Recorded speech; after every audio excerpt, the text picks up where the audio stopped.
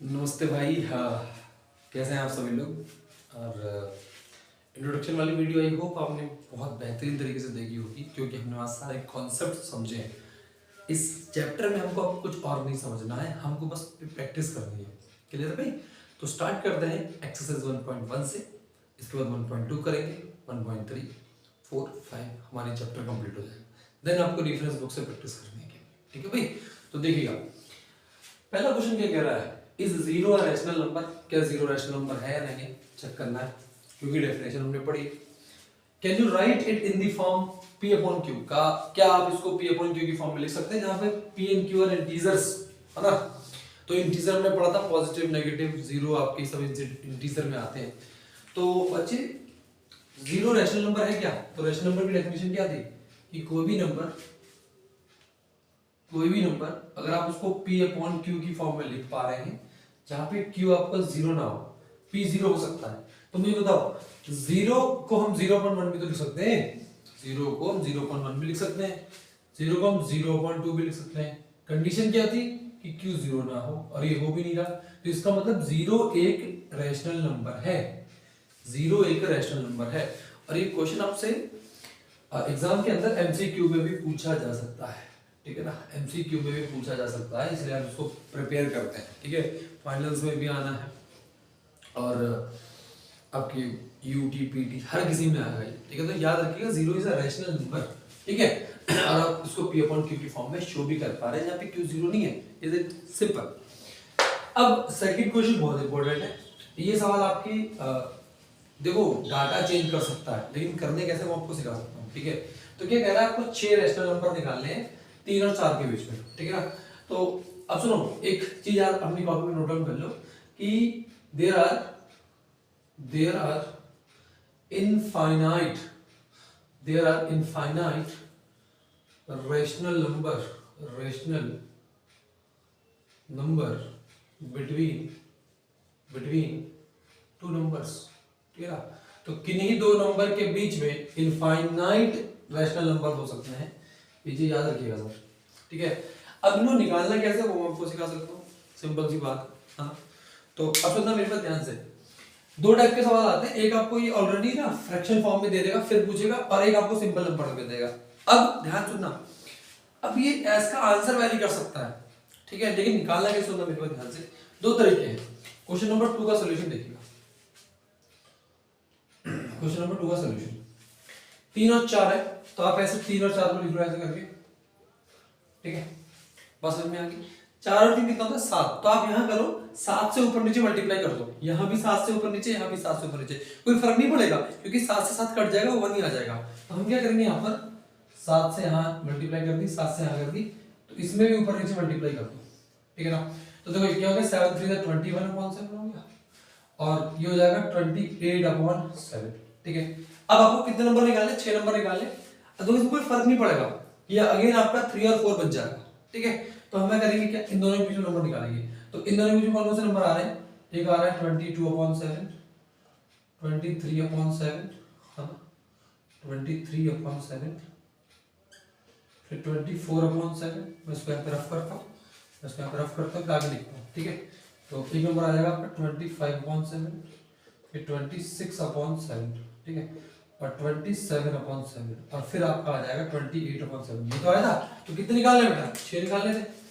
तो ये आपके 6 नंबर हुए, और ये आपका 500 होगा। क्लियर है? तो अगर आपसे ना ज्यादा पूछा, 10 पूछ रहा है, 15 पूछ रहा है, तो आप क्या करो, 14 से मल्टीप्लाई कर दो ऊपर नीचे, है ना? एक जैसे नंबर से करो, या फिर आप 10 से ऊपर नीचे मल्टीप्लाई कर दो, तब भी आपका इजी हो जाता है, कोई प्रॉब्लम नहीं आएगी उसमें। ठीक है? बहुत इजी है, बहुत इजी वे में आप इसको कर सकते हैं। समझ में आ रही तो नहीं आ रही है? ठीक है ना? कोई दिक्कत है क्या? 6 पूछे थे, हमने बता दिए। ठीक है? रेफरेंस बुक से प्रैक्टिस कर लीजिएगा।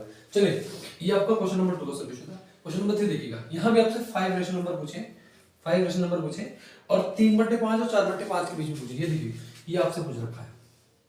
ठीक है भाई? तो इसको कैसे करेंगे, इसको कैसे करेंगे, है ना? तो इसको भी करते हैं फटाफट से, है ना? तब तक इसको नोट करिएगा, मैं इसको यहाँ पे रब करता हूँ और यहाँ पे लिखता हूँ। ठीक है भाई? कोई दिक्कत तुम्हें नहीं आनी चाहिए। ठीक है? तुम्हें हर एक चीज अच्छे से करनी है। चलेगा? तो था हमारा क्वेश्चन नंबर 2 का सोल्यूशन। आइए क्वेश्चन नंबर 3 का सॉल्यूशन देखिएगा। क्वेश्चन नंबर 3 को अगर हम देखें, क्वेश्चन नंबर 3 को, ठीक है ना, क्वेश्चन नंबर 3 यहाँ पे नंबर दिए 3/5 और 4/5, 3/5 और 4/5। यहाँ करो क्या, आपको 5 निकालने हैं, आप काम करो 10 से ऊपर नीचे मल्टीप्लाई कर दो, न्यूमरेटर में भी और डिनोमिनेटर में। इससे होगा क्या, इससे होगा गैप ज्यादा हो जाएगा। इससे क्या होगा, गैप ज्यादा का हो जाएगा, क्योंकि देखो फर्क कोई नहीं पड़ेगा, 10 में 10 कट जाएगा, ये 1 ही आ रहा है, लेकिन हम गैप ज्यादा बना रहे हैं। तो ये हो जाएगा 30/50 और ये हो जाएगा 40/50। ठीक है, क्लियर है, 30/50 और 40/50। अब आपको यहाँ 5 निकालना, निकाल दो, 31/50, 32/50, 33/50, 34/50। ठीक है, 5 पूछे तो 5 ही निकालने, तो यहाँ 5 निकाल दो केवल, ठीक है ना। तो ये आपका लास्ट में, बहुत सारे हो सकते हैं, 10 भी निकल जाएंगे, लेकिन आपसे 5 पूछे तो 5 ही निकाल दो। ये आपका आंसर है इस क्वेश्चन का। ठीक है बेटा, मुझे लगता है कोई प्रॉब्लम यहाँ तक तुम्हें आई होगी, क्योंकि ये इजी थे, ये इजी थे, ये इजी है और इजी रहेंगे। ठीक है, लास्ट सवाल क्वेश्चन नंबर 4 देखिएगा। ये ऐसे सवाल एमसीक्यू में आते हैं बेटा, क्या आते हैं, एमसीक्यू में आते हैं, क्या आते हैं, एमसीक्यू में आता है ना। तो करते हैं एक बार ट्रू फॉल्स, इसको चेक करना है आपको, है ना। अब पहला क्वेश्चन कह रहा है कि every natural number is a whole number. अगर आपने मेरे इंट्रोडक्शन की वीडियो देखी होगी तो आप इसको कर पाएंगे, क्योंकि मैंने वहां इंट्रोडक्शन में चीजें करा दी थी आपको। एवरी नेचुरल नंबर, अब नेचुरल नंबर का मतलब क्या बच्चे, नेचुरल नंबर का मतलब होता है 1 से स्टार्ट होने वाले नंबर, 2 3 4 5, ये आपके होते हैं, ठीक है ना। अब होल नंबर का मतलब क्या होता है, होल नंबर का मतलब 0 1 2 3 4।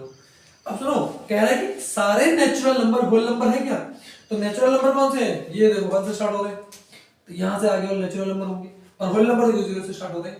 तो सारे नेचुरल नंबर होल नंबर में आ रहे हैं, बिल्कुल आ रहे हैं। तो ये स्टेटमेंट आपका ट्रू है, ये स्टेटमेंट आपका ट्रू है, ये स्टेटमेंट आपका ट्रू है।